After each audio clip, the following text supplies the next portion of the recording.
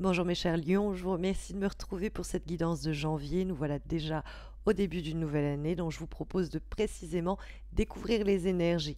Nous verrons dans un premier temps ce que nous réserve ce premier mois de janvier avec ces 4 lames, puis nous terminerons par 2 conseils pour le domaine professionnel d'une part et celui amoureux d'autre part, des guidances à appliquer à la fois en janvier et plus largement pour ce nouveau cycle, cette nouvelle année.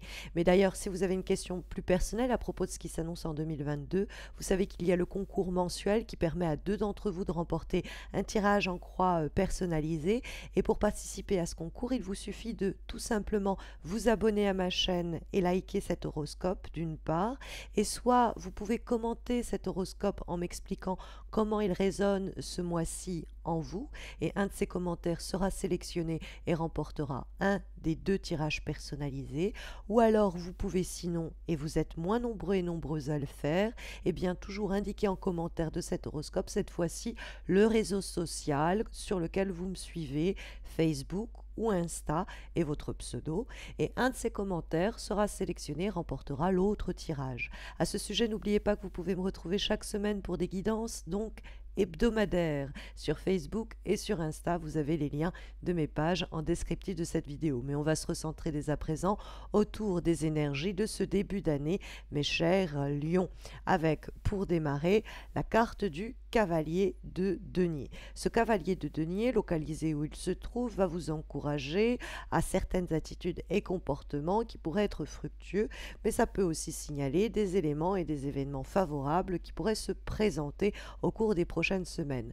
Le cavalier de denier, ça peut être quelqu'un, nous y viendrons, mais c'est aussi un porteur de messages, notamment matériels et économiques. Ça peut être l'idée qu'on attend certains feux verts, certaines informations, certaines validations, certains financements, et qui sont bel et bien en route. Si ce cavalier de denier apparaît dans les éléments positifs et qu'il est intitulé Patience, cela nous dit que les nouvelles sont bien en route, mais qu'elles parviendront avec peut-être un peu de délai, car le cavalier de denier est le seul des cavaliers qui ne cavale pas. Il avance à son rythme, mais il avance bel et bien. Donc, pour ceux et celles qui attendent des messages et des informations, tout particulièrement en rapport avec l'aspect économique, matériel ou des éléments très pragmatiques de votre quotidien, les nouvelles sont bonnes. Elles arrivent.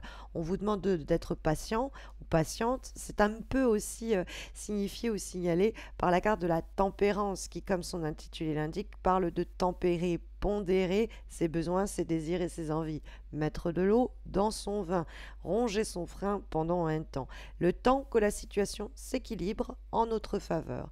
Ne pas se précipiter, ne pas s'empresser, histoire de ne pas rater le coche, c'est ce que peut nous dire le 5 de coupe. Si on va trop vite ou si on se désintéresse de quelque chose ou de quelqu'un parce qu'on a l'impression que la personne ne nous recontactera pas ou ne reviendra pas vers nous, on pourrait passer à côté de quelque chose. Quand la personne reviendra ou l'opportunité se présentera, on pourrait ne plus être disposé ou disponible à l'accueillir et du coup, on pourrait la manquer. Donc, on vous dit, les choses prennent peut-être un peu de temps, c'est le rythme des choses, mais les réponses et les nouvelles seront bel et bien favorables. Le cavalier de denier va encourager pendant un temps aussi une forme de routine. C'est une carte qui peut être associée un peu à métro boulot dodo, mais c'est quelque chose de méthodique et de routinier qui pour un temps est nécessaire. Ça peut être aussi le besoin de développer une certaine routine au sein d'une relation, d'essayer de mettre entre guillemets un cadre, pour que la situation, eh bien, elle s'équilibre et elle s'harmonise, et ça va tourner autour d'éléments très pragmatiques, d'emploi du temps et de choses comme ça. Et puis le cavalier de denier, ça peut être quelqu'un qui serait du signe donc de terre, donc vierge, taureau, Capricorne, et qui pourrait soit être une personne qui déboule ou débarque dans votre vie, et ça peut être même sur le plan amoureux, ça peut être amical, ça peut être une proposition qui vous est faite aussi et qu'il va falloir penser, sous-peser pour ne pas tout de suite s'emballer et peut-être même négocier des termes qui nous conviendraient mieux, puisque la tempérance peut être une invitation à la négociation. Nous trouvons dans les obstacles et les difficultés de ce mois de janvier la carte du pape. Alors, la carte du pape, ça peut être deux choses. Ça peut être quelqu'un, on y viendra, mais ça peut être aussi une attitude ou un comportement qu'il ne vous faut pas adopter ou qui pourrait vous porter un peu ombrage. Et la carte du pape, c'est une lame qui nous parle d'expertise et de savoir.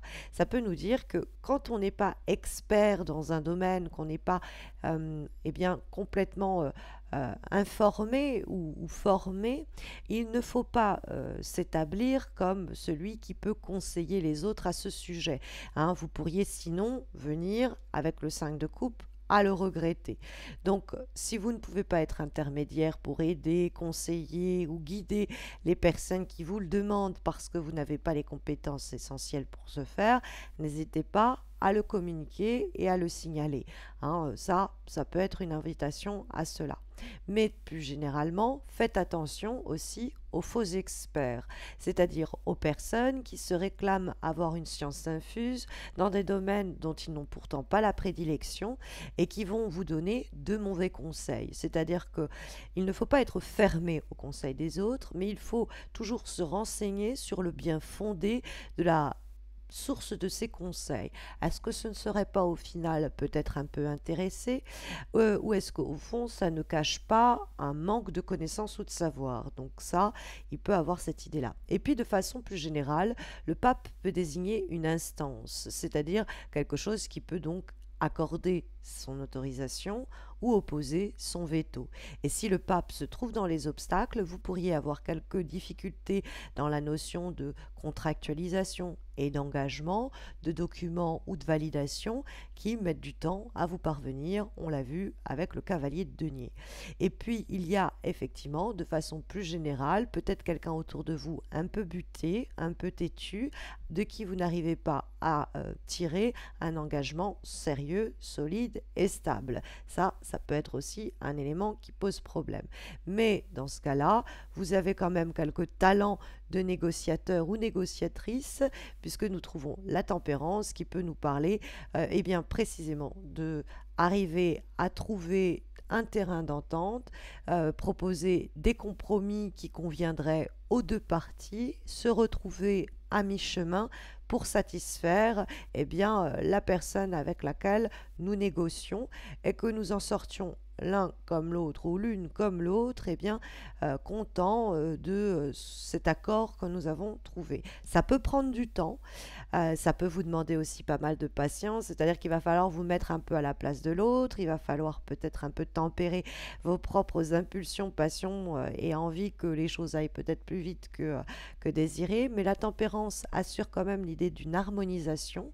C'est l'idée que pendant un temps, bon, il faut rééquilibrer les choses ou trouver l'équilibre des choses, et ça peut passer par des tergiversations personnelles du type j'y vais pas, l'ancien, le nouveau. Et bon, on est dans un temps en train de tâter un peu deux options que l'on soupèse, mais jusqu'à ce qu'on se dise ok, euh, j'ai trouvé mon équilibre, j'ai trouvé sinon la réponse ou la solution la plus équilibrée pour ne pas m'en vouloir ou rater le coche ou avoir le sentiment 5 de coupe de passer à côté de quelque chose. Parce que le 5 de coupe, c'est l'idée de ne pas se focaliser sur ce qui pourrait être raté, manqué, ce qui n'a pas su toucher son accomplissement, ne pas faire preuve de déni à ce propos-là, ne pas en fait tourner toute notre attention vers ce qui aurait pu, ce qui a été, ce qui a manqué et tourner du coup, se détourner de cela pour voir ce que l'on peut sauver, ce que l'on peut harmoniser, équilibrer. Il y a avec la carte du 5 de coupe une invitation à voir le verre à moitié plein plutôt qu'à moitié vide et donc si ça n'a pas marché, si ça ne s'est pas fait, il y a pour autant quelque chose que l'on peut sauver, que l'on peut mettre en place, que l'on peut mettre en vie, que l'on peut mettre en forme. Et la carte du 5 de coupe, c'est ne nous acharnons pas à ressasser ou à remémorer, c'est une énergie qui nous empêche d'aller de l'avant. Donc il y a quelque chose aussi qui s'harmonise là-dessus, peut-être que il y a doucement mais sûrement une opportunité de rééquilibrer peut-être quelque chose qui nous avait manqué, qui n'avait pas su s'accomplir, ça met du temps, ça demande une patience, mais la personne ou la situation revient bel et bien après un temps où l'engagement n'était pas possible, la stabilisation non plus, mais c'est en passe de se faire en janvier. C'est possible donc que vous en ressentiez les effets dès janvier, mais ce n'est pas encore complètement stabilisé en janvier, ça en revanche, hein. Nous allons avoir ensuite donc des guidances pour le domaine à la fois professionnel et amoureux à appliquer eh bien, dès à présent en janvier, mais à entendre et à comprendre aussi de façon plus générale en 2022 concernant les thématiques concernées précisément. À savoir ici, c'est le domaine professionnel que cette lame de l'oracle des fées et des lutins va pouvoir eh bien, nous donner en termes de guidance de carrière.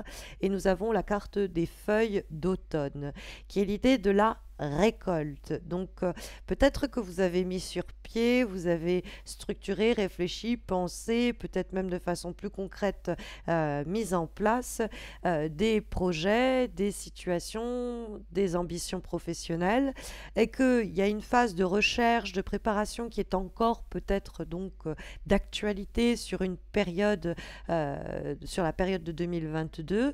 Et c'est vrai qu'on vous dit d'attendre toujours quelques mois avant de vous lancer dans de nouveaux projets, de peut-être même épargner, mettre de l'argent de côté, c'est un temps pour stocker, donc de ralentir, de pas tout de suite s'empresser parce que il y a une sorte de fécondité, quelque chose qui va arriver à maturité et qui va permettre bien une nouvelle récolte, hein.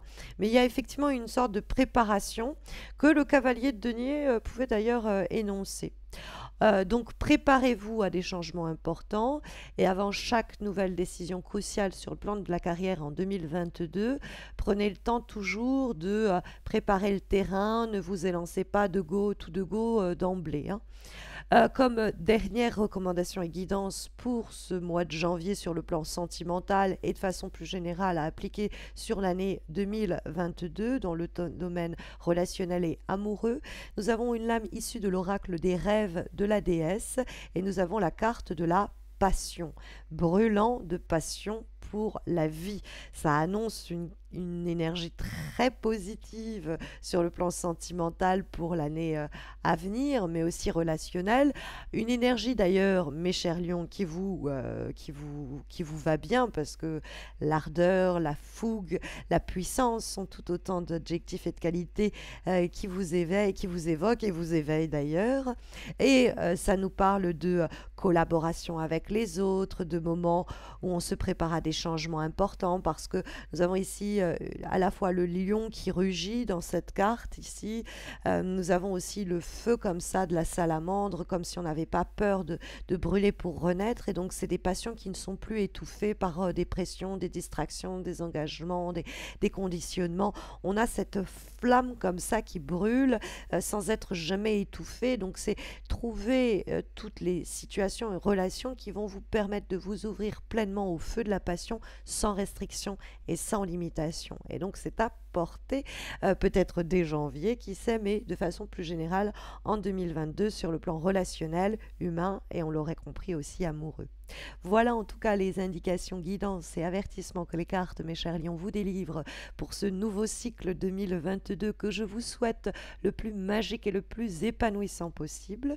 Et puis je vous retrouve dès la fin du mois pour sonder les énergies de février. D'ici là, mes chers lions, prenez bien soin de vous et au plaisir de passer cette nouvelle année à vos côtés.